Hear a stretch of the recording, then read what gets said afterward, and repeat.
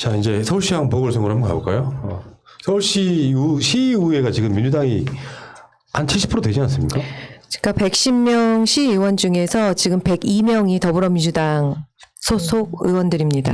나머지 독재입니다. 심하네요. 심하게 심하네. 한 100명 정도면 괜찮겠는데 102명은 좀 심한 것 같아요. 러시아. 서울시 구청장 중에 한 명, 조은희 빼고는 다 민주당이죠. 만약에요. 나경원이나 안철수나 오세훈이 그 시장 가면 못해 먹겠네 소리 또 나와요. 난 그렇게 생각합니다. 뭐 일단 되고 나서 그걸 생각해 보시죠. 그럴 일은 없을 것 같아요. 아니 오세훈이 그만뒀던 이유기 때문에요. 예. 2010년에 지방선거 일어나고 나서 민주당이 다 과반수상을 차지하니까 오세훈이 이제 할 수 있는 일이 사라진 거예요.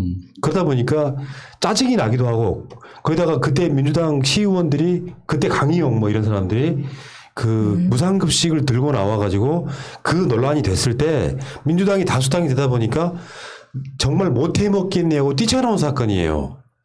지금 120명 중에 100명이 넘는다면 이건 국회보다 더 심한 거잖아. 그렇지만 또 저희가 야당 여당을 떠나서 그 서울시 모든 시책에 대해서 정책에 대해서 굉장히 야당적인 성격을 가지고 견제하고 있습니다. 그게 또 아까 말씀하신 것처럼 저희 시의원한테 시민들이 주어진 권한이고 또 명령이기 때문에 저희가 뭐 같은 당 소속 시장이라고 해서 저희가 봐주거나 그렇게 하지는 않고 있습니다. 예. 예. 근데 질문이 있는데 시의원도 보좌관 이런 게 있나요? 보좌관 없어요. 그래서 제가 하는 네네. 이야기가 그렇게 예. 만들어줘야 된다고. 근데 보좌관 있는 줄 아시더라고요. 업무 보조를 할 수 있는 지원 조직이나 네. 최소한 보조 인력을 쓸 수 네. 있도록 해줘야 돼요. 일이 엄청나게 많은데 그러면 더 잘할 수 있을 것 같아요. 혼자서 하기에는 진짜 너무 일이 많아요. 국회 보좌관들 한 명씩 빼면 어떨까요? 그것도 그렇게 한 그렇게 명씩만 나오는 거죠. 예. 네. 그래서 제가 어떤 생각까지 했냐면 시의원들이 너무 이 의정 활동을 열심히 하고 서울특별시를 견제하고 하면 공무원들이 많이 피곤하시잖아요. 그래서 그 보좌관을 안 주려고 하는 것이 아닐까. 자, 네, 어쨌든 네, 지금- 죄송합니다. 괜찮아요. 그 이번 서울시장 보궐선거에 한참은 안철수가 깃발을 세워서 1등 치고 나갔고 그리고 이제 저쪽에는 A조, B조가 만들어졌고 안철수 금태섭 A조 그리고 나경원, 오세훈 뭐 등해서 B조 이렇게 나갔고 근데 여론조사가 사실상 날마다 나오거든요. 여러분 그 중앙선거관리위원회 뭐 심의하는 곳이 있어요. 여론조사 관련해가지고 거기를 가면은 날마다 여론조사가 쏟아지고 있는데 오늘 지금 방송 직전에 나온 여론조사 여러분들한테 없으니까 보지 마시고요. 그냥 그 박영선 장관이 소위 말하면 야권 빅3 나는 비비빅을 좋아하는데요. 땅상 봐도 웃을 좋습니다. 타이밍이에요. 땅상 봐도 좋습니다. 빅3하고 양자 대결에서 모두 우세라는 리얼미터 여론조사기가 있어요. 그러니까 박영선, 안철수가 양자 대결하면은 38대 36.3. 그리고 이 박영선, 나경원 대결하면 39대 34. 그리고 오세훈과는 10% 이상 차이가 나는 양자 대결 해도 다자 대결하면 무조건 이기는 거고요. 네. 근데 이런 여론조사가 계속 쏟아지고 있어서 이제 이렇게 보시면 좀 좋을 것 같긴 해요. 다시 한번 알려드릴게요. 여론조사를 볼 때는 자동응답이냐 전화 면접이냐. 전화 면접은 사람이 직접 물어보는 거고 그리고 응답률이 얼마냐. 이것도 좀 보실 필요가 있고 또 가상전화번호냐 아니냐도 굉장히 중요하거든요. 근데 물론 저는 이제 이렇게 말씀을 드리고 싶긴 해요. 소위 말하면 샤이보수 이런 사람들이 자동응답에는 훨씬 더 답을 잘하더라. 뭐 그게 선거의 민심에 가까울 가능성이 높다고 이야기하시는 분들이 있는데 반은 맞고 반은 틀리다. 그러니까 그런 민심은 실제로 그 자동응답을 통해서 사람한테 직접 답한 거는 현재 민심일 가능성이 높아요. 다만 그 현재 민심이 투표장으로 연결이 안 되는 문제가 있을 수 있잖아요. 그래서 기계가 물어보는 거에 반응하는 그게 사실상 투표에서의 득표율로 연결될 가능성이 높다고 설명을 하는 거죠. 그럼 뭐야? 반 맞고 반은 틀린 이유가 그것 때문이라는 거예요. 실제로는 투표장에 나타날 확률이 높은 것은 일반 민심이 사실은 축소판으로 투표장으로 옮겨가는 거거든. 네. 그럼 그런 식으로 논리를 만들면 안 되는 거죠. 어쨌건 응답률이 얼마냐 꼭 보셔야 되고. 근데 어쨌건 간에 전화 면접이든 자동 응답 AI에 됐든 간에 박영선 장관이 확실히 치고 나고 있는 건 맞아요. 오늘 또 여론조사가 한 3개 정도 나왔던데 양자 대결, 삼자 대결 등에서 대부분 다 1등을 달려가고 있습니다. 박영선 장관이 제일 세 보이잖아요. 그런데 이제 언론들이 굉장히 편파적으로 보도를 해서 박영선 장관이 굉장히 많은 정책을 발표하고 우상호 후보도 이제 정책을 발표하고 다 조금씩 정책을 발표하는데 그 정책에 대한 이야기보다 나경원이나 오세훈이 박영선 장관을 욕했다라는 비난했다라는 이 보도가 쏟아지는 만큼 박영선 장관이 강력한 후보라는 게 더 부각되는 거 아닙니까?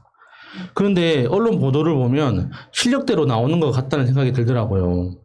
그러니까 박영선 장관이 서울이라는 도시에 대해서 그때 우상호 의원도 그렇고 굉장히 오랫동안 고민하고 연구했다는 게 그러니까 말 한마디나 정책의 퀄리티에서 드러나거든요.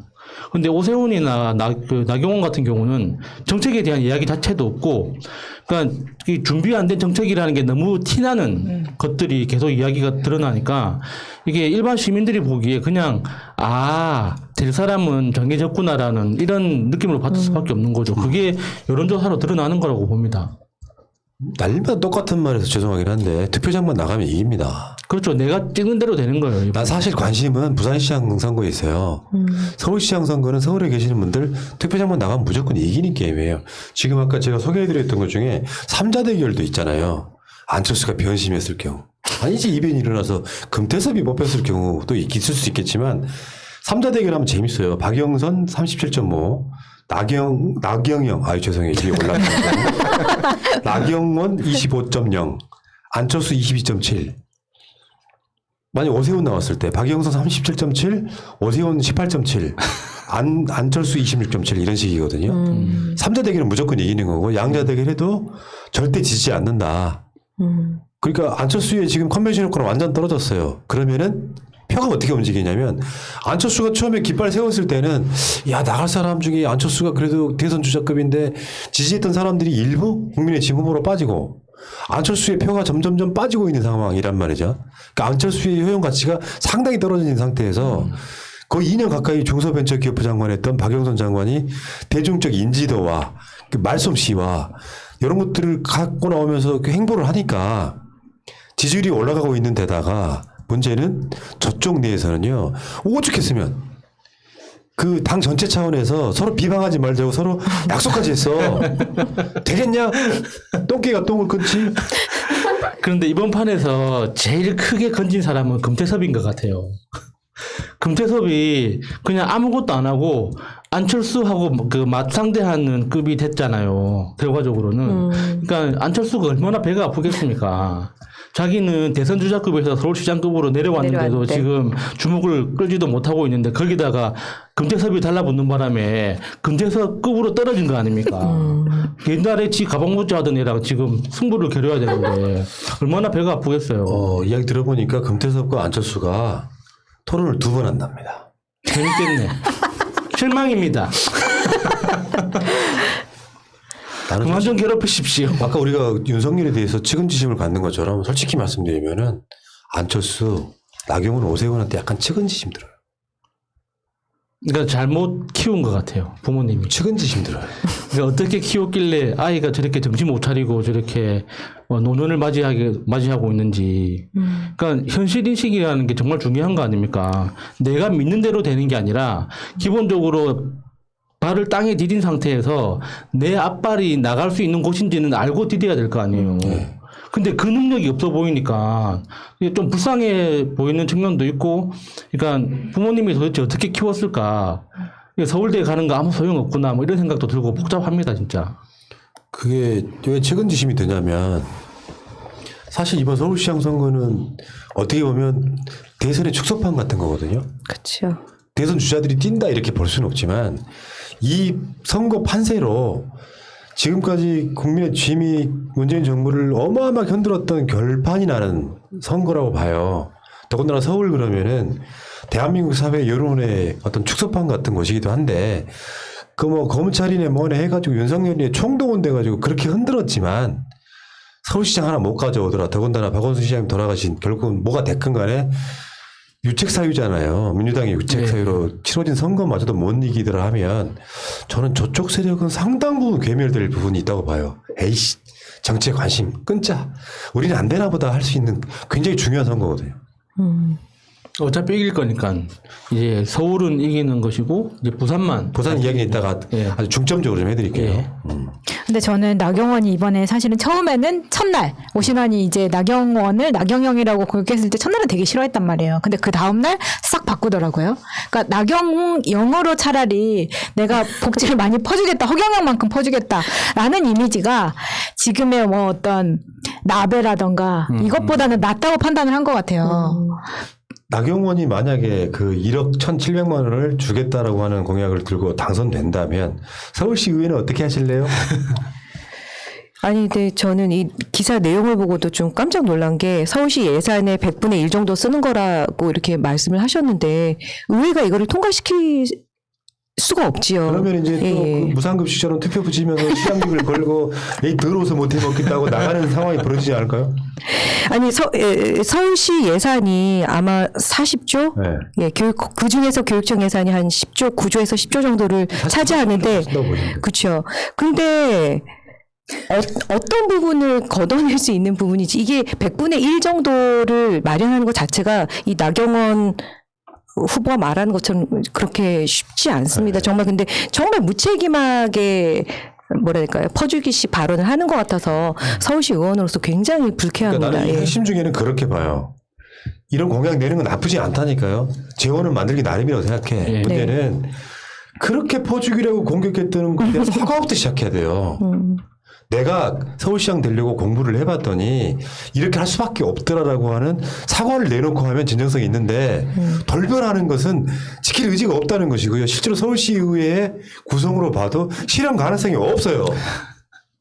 근데 여기서 나경영 여사님께서 이게 되면 좋은 거고 서울시장이 되면 좋은 거고 안 가더라도 지금 나경원한테는 마이너스 될 게 없는 것 같아요. 왜냐하면 저는 이 서울시장 나온 것 자체가 지금 현재 나경원에게 있었던 13개 혐의가 전부 다 무혐의로 처리된 것, 그리고 최근에 나경원 딸 성적 고친 것, 이것을 다 완전히 덮을 수 있는, 그러니까 아무리 언론에서 어차피 보도도 안 하지만 보도를 한들 지금의 나경원 이슈로 덮을 수 있는 최고의 절호의 기회라고 생각을 하는 것 같은 거예요. 사실 후보로 나가지 않았으면 굉장히 위험할 수 있는 상황에서 내가 후보로서 어떤 일본색도 지우고 어떤 범죄 그것도 지우고 차라리 그 범죄자로 인식이 되느니 허경영과 같은 취급을 당하는 게 본인에게 훨씬 메리트 있다라고 판단한 것 같다는 거죠. 일본색을 지우고 허경영색을 입었다. 그 허경영 이야기가 나온 김에 잠깐 말씀드리면 저희 사무실 앞에 그 국가혁명당 당원 모집을 하는 어르신들이 매일 나오거든요. 그런데 그 큰 그 빨간색 현수막에 제1 공약이 상속세 폐지, 삼성을 구원하라 이거예요. 대단한 곳 아닙니까 진짜. 네. 나경원 씨는 내가 봤을 때는 기득권 세력의 아이돌이라고 그랬잖아요. 나경원을 고소고발했던 건 다 무혐의 만들어주고 나경원이 고소한 몇 건 있어요. 자기 명예훼손만 했다고. 요거는 수사를 서울시장 선거 이후로 밀어놨어. 그 기득권의 아이돌인데 남편도 판사인데다가 본인도 판사 출신이고 그래서 사실은 윤석열과 나경원의 커넥션은 무시무시한 거예요. 장모 사건을 판결했던 판사가 바로 김재호입니다. 나경원 남편이. 그렇다 보니까 전방위적으로 나경원을 밀어주는 분위기가 분명히 있는데 어쩔 거야. 민심은 그렇게 안 만들어지거든. 박영선 후보한테 양자 대결에서도 겁나 밀리잖아요. 뭔가 내가 측은지심이 든다고 하는 부분은 사람이라는 게 객관적으로 봤을 때 좀 모자란 지지자들이 지지하는 건 의미가 없다고 생각이 들고요. 객관적으로 보면 인생 자체가 불쌍해 보인다는 거예요. 왜 저렇게 살고 있나 싶죠. 내가 만약에 저런 집안과 저런 재력과 저 정도 어떤 학력이 있는 사람이라면 저렇게 부끄럽게 살고 싶지는 않을 것 같은데 왜 저러고 사나 싶은 맞아요. 생각이 들긴 하죠. 제가 바라는 삶이 그런 거죠. 돈 많고 유명하지 않은 삶. 예. 그게 가장 완벽한 겁니다. 근데 나경원은 너무 저질러 놓은 게 많으니까 어떻게든 수습을 해야 돼요.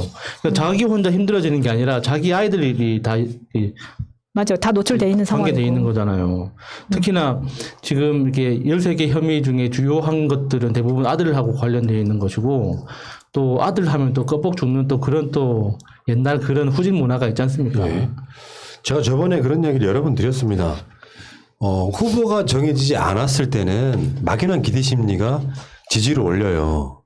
근데 막상 뚜껑을 까고 그 예선 거쳤더니 그 면면이 A조에는 안철수, B조에는 나경원, 오세훈밖에 없어요. 그럼 사람들한테 보면 결정적인 하자가 있는 사람들이잖아요. 그러니까 기대 심리가 확 꺼지는 거예요. 차라리 저쪽 후보에 이름도 처음 들어본 최유미라는 사람이 나왔어. 오. 그러면 누군지 관심은 갖잖아.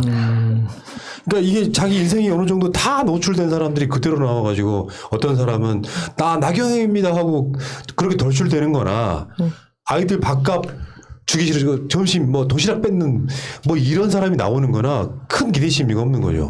그런데 지들끼리 1등 한번 해보겠다고. 네. 오세훈은요 어떤 그 부심이 쩔어 있냐면은 니들 서울시장 해봤어? 요 부심이 쩔어가지고 헛공약이에요 그게. 내가 예산을 다 운영해 봤는데 헛공약이다고.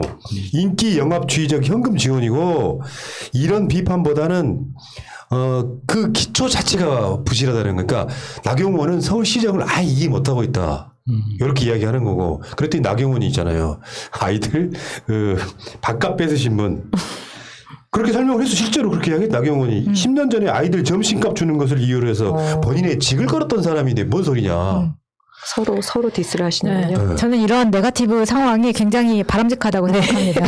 고품격 이간질 방송. 보기 좋아요. 네. 다들 열심히 하고 있는 것 같아가지고. 네. 그 지금 죽음의 비조가 지금 오세환, 오신환 이렇게 초성이 같은 사람 오세흥 이렇게 가시는 분들 이렇게 두 분이 붙어 있고 그리고 나경원, 조은이 이렇게 있어요. 그래서 이제 우리 안오나 같은 장명을 하더라고. 그래서 좋나 이렇게 빨리 봐요 말이죠. 비조가 지금 구성이 되어 있죠. 네. 아 전화. 이래 세 분이 이 네 분이 네거티브를 좀 더 열심히 해주셔야 국민의힘이 뜰 수 있다. 놀랬잖아요. 좋나 열심히 해주셔야 하는 줄 알고. 정말 열심히 해주시기 바랍니다. 근데 실제로 서울시 의회에서도 시장이 중요하잖아요. 지금 제일 중요하잖아요. 그럼요. 그 서울시정을 감시하는 것이 서울시 의회니까 네. 그쪽에서는 분위기 어떻게 봐요? 서울시 의회에서는 사실 그 지금 유고 상태잖아요.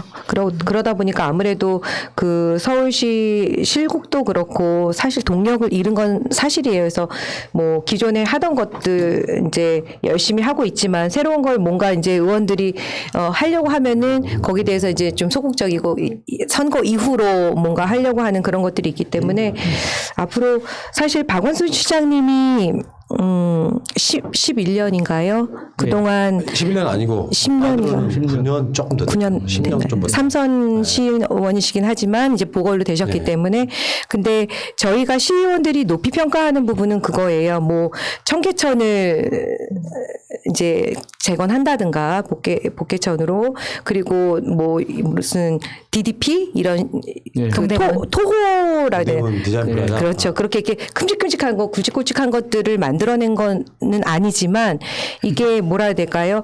그 생활 속의 민주주의 그리고 마을 공동체 정말 그 인간한테 사람들한테 투자하고 사람들이 재원이라는 그런 마을 생태계를 굉장히 잘 자리를 잡으시려고 했었어요. 그래서 그런 부분들을 굉장히 높이 평가하고 이후에 오시는 분들도 사실 저희가 민주주의가 몇몇 사람들이 뭐 으쌰으쌰해서 되는 게 아니라 저희 촛불 민심이 진짜 그 탄핵을 거치고 새로운 정권을 창출했던 것처럼 저희 서울 시민 한 사람 한 사람들이 그런 참여 의식, 민주주의 의식이 민주시민으로서 이제 같이 해야지 서울이 더 발전하는 그럼요. 거잖아요. 그래서 그런 것들을 계속해서 이어서 좀 그 토양을 생태계를 바꿔주시는데 좀 애써주실 분들 정말 이제 그럴듯한 것 뭐 이런 사업들을 벌려서 뭔가 이제 보여주기식 사업만 하는 그런 시장보다는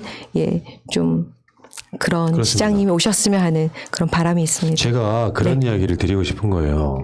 눈높이라는 게 있습니다. 깨놓고 이야기해서 아직도 저 사람들은 자기가 특권층이라고 생각해요. 네. 정치인이란 정치인이란 마인드가 높은 사람이라는 느낌밖에 없어요. 눈높이가 당연히 다르죠. 김종인이 아까 뭐 정상 비정상 논란도 그런 거예요.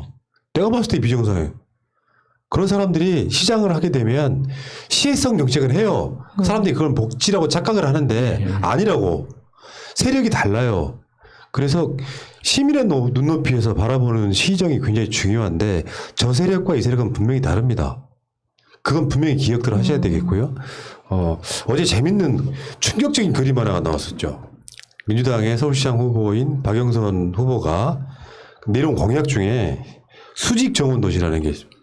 네, 봤습니다. 요게 이제 뭐 여러 가지 그림 뭐 저감도 중에 하나인데 서울이 이렇게 땅덩어리가 한정돼 있고 뭘 이렇게 짓고 이러는 게 한정돼 있다 보니까 이건 뭐 저는 아이디어 차원에서 실현 가능성이 있냐 없냐보다 이건 불가능한 공약은 아니지만 얼마나 의지를 갖고 하느냐의 문제겠지만 높은 빌딩만 짓는 것도 중요하지만 지금 예를 들면 뭐 경부고속도로를 지어야 한다든가 하면 이런 식으로 녹지를 만들 수 있다는 여러 가지 안 중에 하나예요. 예. 나는 이런 신선한 발상 자체가 난 좋던데. 그러니까 기본적으로 그 생각에 하게 된 그 어떤 뿌리가 생활 속에서 시민들이 서로 이웃이 될 수 있는 기회를 만들어줘야 된다는 그 고민에서 나온 거거든요. 그러니까 결과물 자체가 굉장히 화려해 보이기 때문에 또 이게 하나의 토목 사업이 아니냐라고 비판하는 사람도 있지만 그러니까 고민의 그 뿌리가 다른 거예요. 그러니까 서울이 그 사람들이 살기 좋다고 하지만 사실 까놓고 이야기해 보면 돈 없으면 갈 데 없어요. 서울에서는. 돈이 있어야 나갈 수 있단 말이에요. 맞아. 근데 돈이 없이도 이웃하고 만날 수 있는 그런 열린 공간, 그리고 그 열린 공간이 행정하고 이어져 가지고 내 불편을 즉시적으로 호소하고 해소할 수 있는 그런 접점을 다양하게 만들어 놓겠다는 거잖아요. 그러니까 그게 그림으로 어떻게 보이든지 간에 그 발상 자체는 굉장히 칭찬해야 되는 거예요. 그러니까 친환경이라고 하는 개념이 저쪽에는 없습니다. 그냥 나무를 심는 건데 왜 저런 아이디어가 나오냐면 저번에 정봉주 의원 나왔을 때 그런 이야기 했잖아요.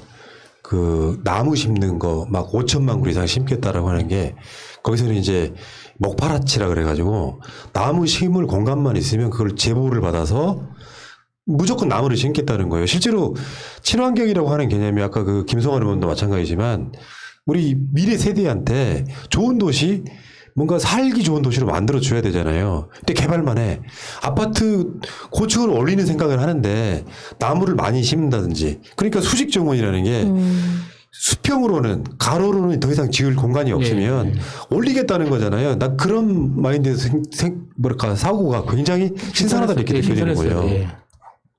아니, 그리고 이게 우리나라가 치안이 좋기 때문에 이런 걸 해도 굉장히 효과가 좋을 것 같아요. 다른 나라보다. 그러니까 예를 들면 뭐 뉴욕이 항상 자랑하는 우리는 센트럴파크가 있다 가운데 굉장히 큰 숲이 있어서 많은 사람들이 거기에 가서 조깅도 하고 하지만 밤에 어느 시간 정도 이제 늦어지면 굉장히 위험하고 거기서 살인 사건도 많이 나기 때문에 그런 부분이 있는데 저는 서울에 이런 게 생긴다면 다른 나라와 비교할 수 없을 정도로 훨씬 더 좋은 효과를 나타낼 수 있을 거라고 기대됩니다. 그러니까 아까 그 그림이 실현되고 안 되고의 문제가 아니라 고민하는 지점이 다르더라는 거죠. 아까 김성환 의원 같은 분들은 그런 의미라고 생각해요. 당장 이슈가 되는 정책도 아니야. 탈원전이라든지 뭐 일상생활에서의 뭐 이런 것들이 있잖아요. 근데 그런 고민은 누군가 해야 돼요. 어떤 세력인가는 하고 있는 거예요. 난 그 차원이 굉장히 다르다고 생각하는데 수십 년 동안 정치 세력이 되는 혐오감을 심어준 언론들 때문에 민주당이나 지금 국민의 짐이나 똑같아 라고 생각하는 분들한테 알려주고 싶은 겁니다. 고민의 지점이 달라요. 그 고민의 지점 중에 하나가 밖으로 드러난 게 무상급식 같은 겁니다. 나경원이 되면은 그런 식으로 눈높이를 낮춰서 아따 우리 국민들이 막 힘들겠구만 그래서 내가 재건축하게 해줄게 하고 자기 아파트 개발하는 거야. 자기 아파트 개발. 그게 박영선 중요하죠. 장관이 그 강조하는 키워드 중에 하나가 연결이잖아요. 그러니까 그 연결 중에 이제 제가 눈에 띄었던 건 자전거 도로를 언급한 거였어요. 그러니까 서울시가 자전거 도로가 잘 돼 있다고 하지만 다 뻥입니다. 자전거 도로가 확실하게 구분되어 있지도 않고 그리고 자전거 도로가 있다고 하더라도 인도하고 구분도 불분명하고 도대체 이 자전거 도로의 주인은 자동차인지 사람인지 자전거인지 불분명한 그런 구간이 굉장히 많기 때문에 오히려 위험하거든요. 그런 것들을 더 확실하게 연결시키겠다. 그러면 대중교통을 분산하는 효과가 확실히 생긴단 말이죠. 그런 것도 박영선 장관이 오랫동안 고민했던 어떤 그런 지점들이 눈에 보이는 거죠. 그 어느 지역을 가나 서울뿐만 아니라 이 골목길에 벽화 같은 거 있잖아요. 딱 그거 보고 그런 거 한 번씩 보면 근본적인 물음에 쌓일 때가 있거든요. 여기 저쪽 세력이 계속 집권하고 지자체장까지도 그쪽 세력이었다면 그 골목길에 그런 그림은 안 만들어집니다. 홀고 아파트를 지었겠지. 그 사람이 사는 공간에 난 진짜 아파트 사는 거 진짜 싫어하거든요. 사람 사는 것 같지가 않아요. 최근에 어떤 그 연예인이 60몇 층에 살아본 이야기를 TV에서 하더라고요. 60몇 층에 살 때 처음에만 좋았다. 나중에는 무덤덤해진데 무섭기도 하고 그래서 결국은 살다가 1층으로 이사 왔다 그러던데 고층 아파트만 있는 도시가 좋은 도시입니까? 그래서 이 도시 재생 사업 이런 거 해가지고 사람이 따뜻한 온기가 느껴지는 마을들 막 만들고 그 과정 중에 박원순 시장님도 그런 부분에 네. 관심이 되게 많았었잖아요. 네, 맞아요. 도시재생 사업에 네. 굉장히 관심을 많이 가지셨었는데 말씀하신 대로 사실 이게 사람의 욕심이라는 게 있잖아요. 있는 분들이 좀 더 이제 그 아파트나 뭐 재건축을 통해서 자신의 이득을 최고화하기 위해서 하다 보니까 사실 박원순 시장님의 그런 골목길 재생 사업 뭐 그런 도시 재생 사업이 사실 저는 너무 좋거든요. 저희 동네도 어느 부분은 아파트 단지가 있고 또 어느 부분은 일반 주거 지역이 있는데 사실 그런 오밀조밀한 지역이 좀 더 환경만 개선된다면 훨씬 더 제가 어렸을 때 살았던 그런 골목길도 그렇고 훨씬 더 좋은데 이제 주민분들은 아무래도 민원을 받다 보면은 굉장히 그거에 대해서는 관심이 없으세요. 그런 거 관심 없으시고 일단 이제 재개발, 재건축이 되는 방향으로 그런 것들을 너무 원하시다 보니까 사실 저희가 큰 그림은 그렇게 그리지만 저도 땅을 밟고 사는 게 사람은 땅을 밟고 살아야지 더 건강하고 맞습니다. 그게 자연적인 거라고 생각하는데 이제 주민분들은 더 높이 짓고 싶어 하시더라고요. 그러니까 저쪽에 대표적인 사업이 은평 노타운이었잖아요. 네. 원주민은 다 쫓겨난 상태. 원주민이라는 개념이 집 주인들은 살 수 있어요. 근데 그 집주인 하나에 세대로 살았던 많은 사람들은 아예 서울에 살지를 못하고 뭐 경기도권이나 더 다 지방으로 가버리잖아요. 그런 주택 정책 안 하겠다는 거거든요. 지금 최근에 그 국토부나 뭐 재경부에서 발표했던 부동산 관련한 공급 대책도 그런 거예요. 뭐 되게 여러 가지가 있더라고요. 예를 들면 이게 서울시장하고 어느 정도 이렇게 궤를 맞춰야 되는데 예를 들면 여기를 개발해갖고 아파트 단지를 지어요. 그러면 예전 같으면 일방적으로 막 밀어붙이잖아. 안 나가면 막 빨간 페인트 칠해가지고 막 다 내쫓고 하잖아요. 주민들이 공동체를 만들어 조합을 만들어. 그래가지고 그 조합 내에서 그 아파트 단지에 들어가는 건설에 들어가는 자재마저도 그 조합이 이득을 올리게끔 만들어주는 구조. 그런 구조로 짓겠다는 거거든요. 그러니까 지금 이명박식의 뉴타운 이런 식으로 안 만들겠다는 구조예요. 무조건 짓는 건 아닙니다. 근데 그게 이제 서울시장이랑 어느 정도 합이 맞으면 상당히 좋은 도시가 될 거다 이런 생각이 드는데 왜 서울은 인구가 줄었겠습니까? 천만이 왜 깨졌겠냐고요. 살기 힘드니까 그런 건데 10년 동안 1억 1,700만 원 주면 사람들이 남아 있을까요? 그럼 그 돈 줘도 그렇게 도움이 될 것 같지 않아요. 10년에 걸쳐 주는 거잖아요. 아, 그렇죠. 10년에 걸쳐 그마저도 주는 10년에 거고, 걸쳐서 실제로 한 방에 뭐 주는 것도 아니고 나눠서 주는 것이고 그 중에 또 뭐 1, 2천만 원 정도는 실제로 이자를 경감해 주는 거 아닙니까? 결국 다 갚아야 되는 거예요. 그게 무슨 도움이 되겠습니까? 자, 알겠습니다. 서울시장 이야기는 여기까지. 어쨌건 민주당이 이긴다.